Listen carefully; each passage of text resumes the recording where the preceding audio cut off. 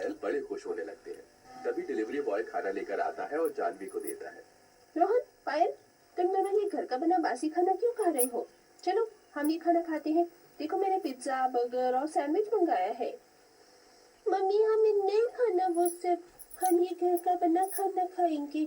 हमें खाना बहुत अच्छा लग रहा है। चाची, हम खाएंगे आपके साथ ये खाना। हमने आज से पहले कभी बाहर का खाना नहीं खाया है। हाँ चाची जी, हमें पिज्जा बर्गर खाना है। तो चलो हम मेरे कमरे में बैठकर खाते हैं।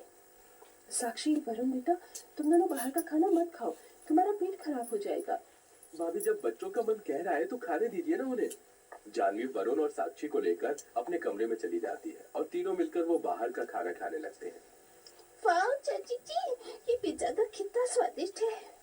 हाँ, ये बर्गर भी बहुत स्वादिष्ट है। अब से हम आपके ही साथ खाना खाएंगे चाची जी। मैंने कहा था ना, बाहर का खाना बहुत ही स्वादिष्ट होता है। तुम्हारी माँ ही नहीं चलने दे रही थी मेरी बात। दोनों मिलकर जानवी के साथ मजे से वो खाना खाने लगते हैं और पायल, रोहन सपना के हाथ का बना घर का देसी खाना खाने लगते हैं। इसी तरह दिन प्रतिदिन बीतने लगे। अब सपना के बच्चे जानवी के साथ रोज रोज बाहर का खाना खाने लगे और जानवी के बच्चे रोज रोज सपना के हाथ का बना घर का हेल्दी खाना खाने लगे। इसी तरह 10 दिन का समय बीत जाता है। तभी एक दिन अचानक साक्षी वरुण के पेट में तेज दर्द होने लगता है और वो जोर जोर से रोने लगते हैं। क्या हुआ वरुण, तुम दोनों रो क्यों रहे हो? अरे बच्चों, क्या हुआ तुम्हें? हमारे पेट में बहुत तेज दर्द हो रहा है। बहुत तेज दर्द हो रहा है हमारे पेट में। अरे बाप रे, हमें बच्चों को तुरंत डॉक्टर के पास ले जाना होगा। तभी सब मिलकर वरुण साक्षी को लेकर पास वाले हॉस्पिटल में आते हैं, जहां दोनों का चेकअप होने के बाद। डॉक्टर साहब, क्या हुआ मेरे बच्चों को? इनके पेट में इतना दर्द क्यों हो रहा था? इतनी सी उम्र में आपके बच्चों को ऐसी तकलीफ कैसे हो सकती है?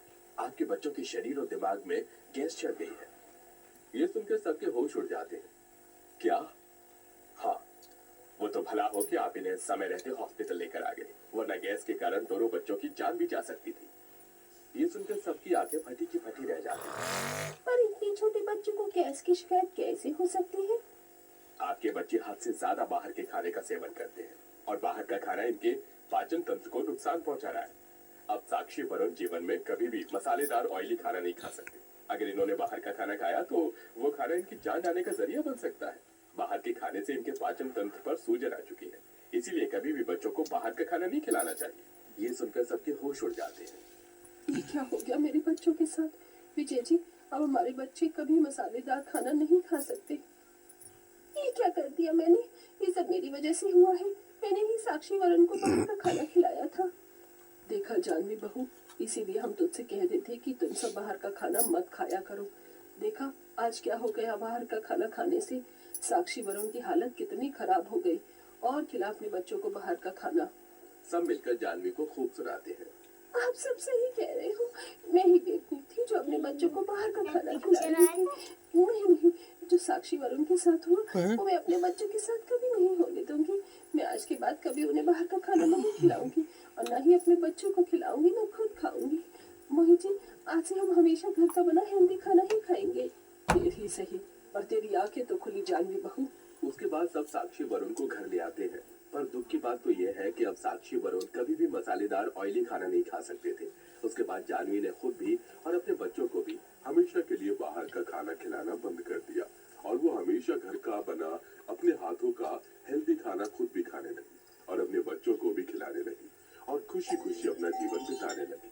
तो देखा दोस्तों आपने, कैसे मेरी नादानी